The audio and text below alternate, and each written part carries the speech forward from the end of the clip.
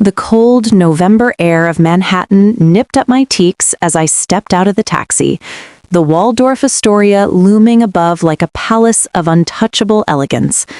My borrowed gown shimmered under the streetlights, and I couldn't help but feel every eye on me. Or maybe I imagined it.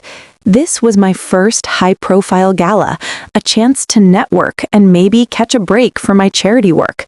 My stomach twisted with nervous anticipation. Then I collided with him, Ethan Blackwood, the man whose name alone made people flinch. Billionaire, ruthless, and, rumor had it, someone who didn't even consider women like me worth his time. Drinks spilled across his tailored suit, and he looked at me with eyes as sharp as knives. "Watch where you're going," he snapped, his voice slicing through the chatter. I stood my ground, chest rising, teeth clenching. "Maybe you should learn how to stand still," I shot back, not caring about the judgmental stares of the crowd. The air between us crackled with tension. I wanted to storm away, but something, curiosity, anger, or maybe foolish fascination, kept me rooted. Later, as I tried to navigate the glittering crowd, I overheard whispers about my background, subtle but cutting, and I saw him glance in my direction. Disdain, maybe? But also something I couldn't name. Interest? Intrigue? By the time I left, cold and shaken, a small, folded note had been slipped into my purse. "Stay away from him. He's dangerous." I should have been scared. I should have left him behind, forgotten this night. But I couldn't. Something about him, about the tension, the challenge, the mystery, refused to let me go. A week later, I found myself standing in the lobby of Ethan Blackwood's office tower, the polished marble floors gleaming under the harsh lighting. I wanted to hate him, I really did, but I also couldn't deny the pull that lingered from that first encounter. He was already there, arms crossed, the corner of his mouth twitching as if he knew I was about to challenge him. "You're late," he said, his voice clipped. "I had to make sure my dress survived last week's collision," I shot back, my eyes daring him to respond. He smirked briefly, a small crack in his icy facade, and I felt a twinge of satisfaction. We were thrown together on a high-stakes charity project, one that would make or break his public image. Every meeting felt like a battlefield. He dismissed my suggestions with a cold precision, and I countered with sharp, calculated arguments. Yet, beneath the tension, I noticed small cracks, moments when his guard slipped. One afternoon, during a visit to a shelter for underprivileged children, I watched him kneel to comfort a terrified little boy who wouldn't stop crying. The billionaire who publicly dismissed women like me was tender, patient, and kind.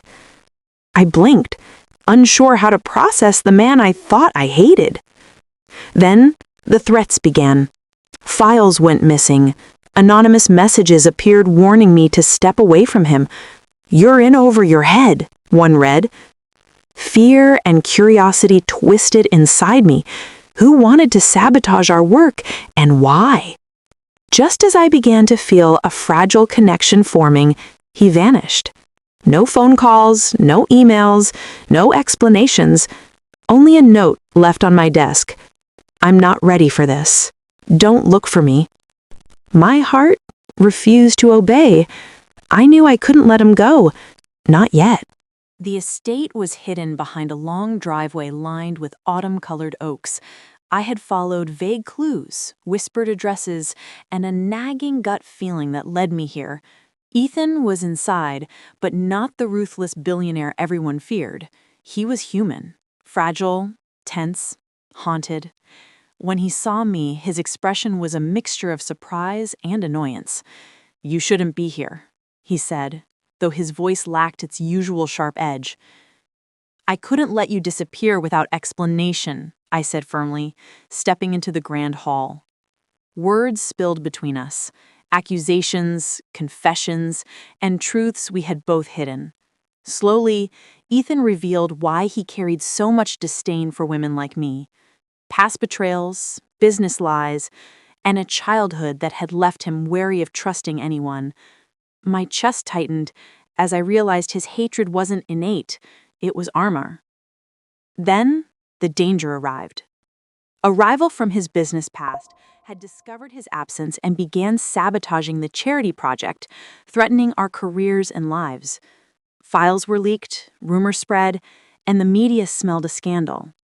I felt fear twist in my stomach, but also an undeniable pull toward him. I realized then that my feelings had shifted. Hate and irritation had melted into concern, admiration, and something I couldn't quite name. When he looked at me later that night, eyes vulnerable in the moonlight, he whispered, "I didn't think anyone would ever try to understand me." My heart thudded. I wasn't just going to understand him, I was going to fight for him. The days that followed at the estate were strange. We moved in sync, like reluctant partners, organizing files, planning events, and dodging the unseen forces trying to destroy Ethan's project. Each day, I saw more of him, the man beneath the billionaire mask. One evening, after a long day of meetings and calls, we sat in silence on the veranda, overlooking the dark silhouette of the woods. He broke the quiet first, voice low, almost hesitant. "I've judged you unfairly," he admitted, "but now I can't imagine life without you." I felt my stomach twist. Could I trust him? Could I forgive him for the past, the coldness, the prejudice, the arrogance? My heart whispered yes, though my mind argued with caution. Tension and fear didn't disappear, though. Threats from rivals still lurked, and every decision we made together carried weight. And yet, in those quiet moments, laughter replaced sarcasm, teasing replaced tension, and something tender began to grow. He showed small acts of care, a coffee made just right, a note slipped into my bag, a look that said, "I notice you." And I realized that for the first time, I wasn't just surviving beside him. I was learning to trust, to hope, and perhaps even to love. The headlines hit the next morning like a punch. Billionaire Ethan Blackwood spotted with charity partner. Romance rumors swirl. My stomach twisted as strangers whispered, cameras flashed, and social media exploded. I had known working with him would attract attention, but I hadn't expected the scrutiny to feel so personal. We tried to focus on the charity gala, but nothing went smoothly. A key donation check disappeared, vendors threatened to pull out, and an old associate of Ethan's tried to sabotage the event with leaked documents. Every obstacle forced us closer, relying on one another for solutions, for protection, and sometimes for comfort. Late one night in the office after everyone had gone, he leaned against the desk, eyes dark and intense. "I didn't want any of this to affect you, but I can't hide how I feel." My heart raced.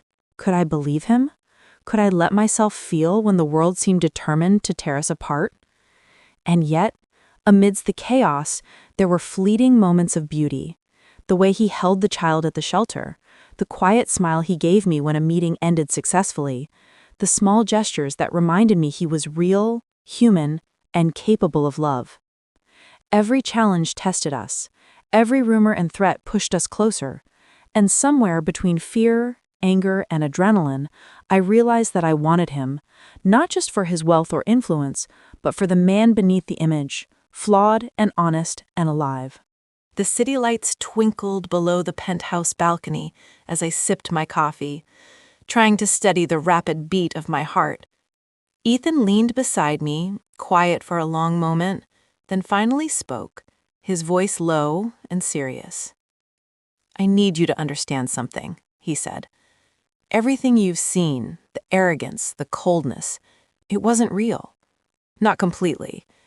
I built walls to protect myself. I didn't trust anyone, not even people who deserved it. I listened, feeling the raw honesty pierce the barriers I had built around my own heart. For the first time, he shared the traumas that shaped him, childhood betrayals, business backstabs, and the experiences that fueled his prejudice. My chest ached with empathy, knowing how much pain he had carried alone. "I've never met anyone like you," he continued. "You see me, even the parts I don't show." His hand brushed mine. My stomach fluttered. "And I can't imagine letting you go." I realized I had been waiting for this moment without knowing it. Someone who could look past the surface, see the real me, and still choose to stay. And I, in turn, wanted to fight for him, for the man he could be, and for the love that was finally emerging between us. Yet, the world outside our walls remained unpredictable. Rivals, media scrutiny, and past enemies were still waiting for a slip, a weakness, a moment of hesitation. The stakes had never been higher, but for the first time, fear and excitement coexisted, not as enemies, but as a thrilling reminder that we were stronger together. The morning headlines screamed like thunder. "Scandal rocks billionaire's charity. Ethan Blackwood in crisis." I felt my chest tighten, my stomach knotting with a mixture of fear and determination. This was it, the moment that could either destroy everything we had built together or cement what had grown between us. Ethan stood beside me, sharp and calm in the public eye, but I saw the tension in his jaw, the slight tremble in his hands. "We face it together," I whispered. He nodded, and in that moment, it didn't matter what the world thought. We were a team, against the media, against enemies, against doubt itself. Through meetings, press statements, and late-night strategy sessions, we navigated every obstacle. And amid the chaos, we found small moments of calm, a smile across the room, a reassuring touch, laughter shared in private corners. Every challenge had strengthened us, forcing trust and intimacy to grow where only suspicion had lived before. By the time the scandal subsided, we were unshakable. Ethan, the man who once carried prejudice and fear, had learned to love openly and fiercely. And I, the woman who never imagined a billionaire could see me for who I truly was, had found a love that was real, transformative, and unwavering. Later, we stood on the terrace, the New York skyline stretched before us, glowing and alive. Ethan held my hand tightly, eyes meeting mine with certainty. I never imagined that someone who hated what I represented could love me this fiercely, but here you are, and I'm never letting go. He smiled softly, brushing a strand of hair from my face. Neither am I. And in that moment, all the fear, the tension, and the obstacles faded. Hate had transformed into trust, distrust had blossomed into love, and for the first time, both of us believed in happily ever after. If you loved this story, don't forget to subscribe for more emotional, suspenseful tales that will keep you hooked. I'd also love to know where you're watching from. Comment your country below. I read every single one.